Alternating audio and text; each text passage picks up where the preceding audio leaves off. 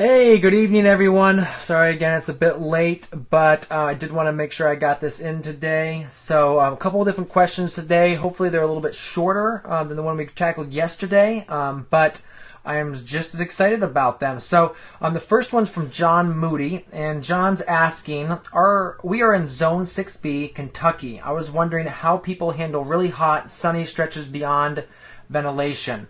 Does anyone hang something else over their tunnel to reduce light solar gain? If so, what, where, from where, at what temperature and points? We generally have a few 95 plus degree days or stretches depending on the year, and have 100 plus is a real possibility. So obviously, tunnels overheating is a real problem, even up far north. We were upstate New York, up in Canada even. They definitely do have, temperatures in there can reach 100, 120 degrees plus if you're having not venting it as well. So obviously the first thing would be to have good big vents. So you want to have full roll-up curtains on the side, usually between 4 and 6 feet high. If you're planning on doing tomatoes, especially with a really wide house, like a 35 to 42 foot wide house, you want to have a ridge vent, and a ridge vent runs along the peak of the house and opens up and allows the air to come in right on either side and just go up and right out the top. Obviously on peak vents as well, on either end as well. So that's the first step. And the second step would definitely be to use some shade cloth. And depending on where you are, either 30 or 50%, they make an aluminum shade cloth, which is just reflective and not black, because black actually can overheat your plastic as well, because the black actually absorbs the heat, makes the tunnel hotter. So you have that too. One thing we would do, we were in upstate New York, is we would spray Surround or actually thin out latex paint. I know I've heard some people do that. They also create some industrial products that are for that, for spraying on your greenhouse and basically cutting the light levels, cutting the heat coming in down. So those are all real possibilities. And Surround is just kale and clay, and we would mix it up like we would for the field and just spray it on, and last between 4 and 6 weeks, or 2 to 3 good rainstorms. So definitely all things you need to put on. And what temperature should you put it on? Around 92 degrees is when tomatoes the pollen starts to clump and start to drop blossoms. So when you have days hitting 90 and 95 in the tunnel, you want to start thinking about putting that on, or you're going to get reduced yields on tomatoes. So hope that helps, John.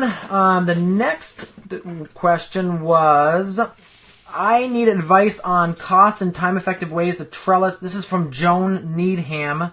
I need advice on a cost-effective and time-effective way to trellis tomatoes outdoors. We use DeWitt ground cover as weed barrier. Maybe someone on here can share a thing or two on how to do this right. I'm a newbie in organic farming. Thanks, y'all. P.S. If you can post a picture, that would be awesome. Well, I got pictures, but why don't we go ahead and just draw it on the board for you. So a couple different ways. If you're planting one row down the bed, which is what I recommend, is your plants, so let's say, just going down the bed like this. And several ways to do it in the field. I've seen some people, so if your plants are like growing up here on the bed, growing more like this, then I've seen some people run heavy post at the end and then run a guy wire down with another heavy post on this end with a guy wire down, and then big T-posts every like this. Especially for large heirlooms, getting a good 9-foot post here, so you have 7 feet from ground to the wire. And for big heirloom tomatoes in the field, this makes a lot of sense. This is more of a guy wire, and then you have strings coming down, and use tomato clips, or just wrap the plant around the string. So if the plant goes up like this, the string kind of just loops around it, and you kind of just work with it as it climbs the thing. So that's for big plants. If you're doing determinates, Florida weave is really the big way to go about it. A lot of people use that. And that's where, again, these tomatoes like this, where you put a stake every 2 to 3 plants. And again, big heavy stakes at the end. And so you put those there. And then what you do is you come with a string and kind of go like this, wrap around there. And then like this, wrap around there. Like that. And then, so you come back with another string, and you'd go the other way. So you're kind of grabbing it this way and just holding that in there loosely, wrapping around there as you went. And so that's kind of how the Florida weave system works. Now, a couple things to think about when you're doing that is how to get that that string there, so they make you can use sisal twine, so it'll rot in the field. We actually would go ahead and use just regular tomato twine. The reason for that is tomato twine comes in boxes that actually will go right on your belt. So they have a loop in there that you can actually put them right on your belt. And then you usually use a piece of PVC pipe about 2 feet long. So let's say this is our PVC pipe. It's a little too crooked.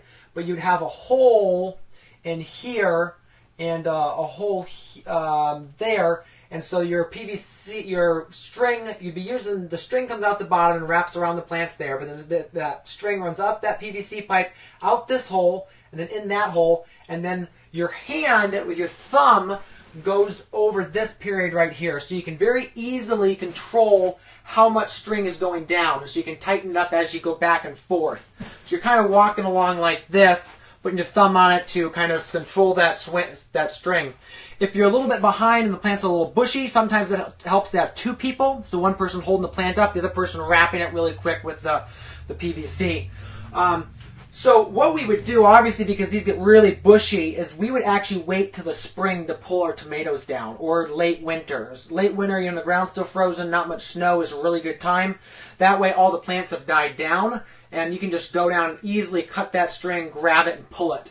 And how we would cut the string is we would actually cut the string here, cut the string usually at every other post. And then the person would grab the string right here. And normally over the course of a season, Florida weave, you're doing 2 or 3 runs of string. So person, if you cut it here and cut it there, that person can grab it right here and pull that entire section right out very easily after the plants are dead and completely dried. And so then we'd go along and later pull the posts, and the plants would just get tilled into the ground. One thing to think about in this situation too is what you're using for posts. I see a lot of people using like a treated wood post, which isn't great, or even like a locust post, which isn't great either. We actually would buy rebar. So usually I think 3/8 or 1/2 inch rebar. They come in 20-foot lengths. You cut that in 3 sections. That's about a 6.5 foot rod, which is about the perfect height for determinants. And you can still use it for indeterminates. It's okay for that. So hope that helps on the tomatoes. And we're going to get back to one more question here. And the question is from Barry Sellers. And it's, has anyone used fiberglass insulation for their walk-in? Getting ready to build my first one. Barry, I really don't recommend fiberglass. And here's the reason why. And even if you're going to put like a vapor barrier on the inside, the thing is, let's go ahead and clean this board off. As the cooler cools down, so let's say you have your walk-in cooler like here, and you've got your FRP board or some other type of board, and I'm going to go ahead and go through the different boards in a minute. But you've got let's say you even have 2 inches of foam insulation around the outside, and then you've got your fiberglass outside. Well, what happens is you're never going to insulate 100%. So the fiberglass insulation is going to be colder than the surrounding air out here. And so what's going to happen is that air is going to condensate on that fiberglass insulation. It's going to get it wet, it's going to get moldy, it's going to lose all of its insulatory value, and it's going to be a disaster. So what I would recommend you do is I would recommend build your frame. Obviously, I recommend cooler panels. Those are the best thing you can use for coolers. You can buy used ones. You can buy used SIP panels, which is like a structural insulated panel, so the big foam panels with metal sheeting on either side. And I'm going to get into that as well. And I'll also post a comment below with that right there. But build your frame if it's going to be wood, and then put your FRP board on the inside, and then I would actually spray the back of the entire thing around with foam insulation. That's going to seal that up super tight. Or you could do in between your studs. If you're doing studs here, you could do your foam insulation and then spray the entire outside with the spray foam, because spray foam is a little more expensive than regular foam insulation. So that's what I would recommend for this. The other thing really to pay attention to is 60% of your cold is going to be lost out the floor. 60%. Because cold falls. So it's very important to insulate that floor or to build a floor of 4 inches of foam or something. And foam is pretty hardy, so you can use foam and then use like linoleum over it. Just make sure you do put a drain in the middle there because coolers tend to condensate a lot of water. So hope that helps. And let's go into a few of the different materials you can use for the inside of your cooler.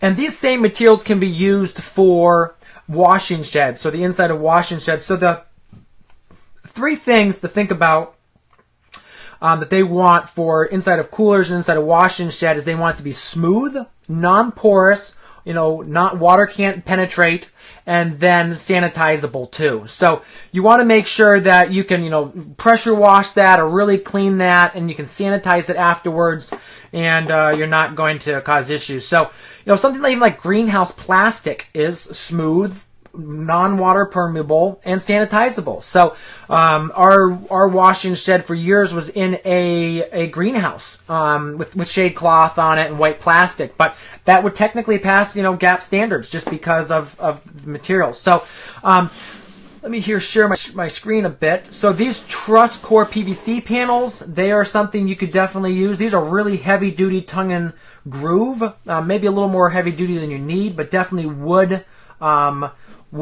pass muster there. They also have these flat multi-purpose panels, so just basically a really thin flat sheet of a panel there, so antibacterial, chemical resistant.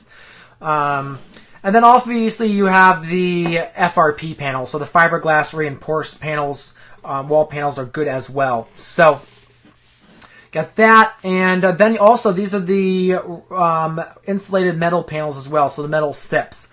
And if you're going ahead the first time building a washing shed or something like that, definitely recommend something like this. Very helpful. Just it makes it go up quickly, and it's completely food safe. So, yeah. So that's it. Those are the questions I had tonight to cover. Definitely feel free to keep sending me great questions. I've had some great questions over the last couple days sent to me personally. And a goal tomorrow is to dive into row covers, why row covers can cause browning on leaves, so when do you need hoops, when do you not leave hoops, and when's the proper time for putting row covers on. So hope to dive into that tomorrow, and you guys all have a great night.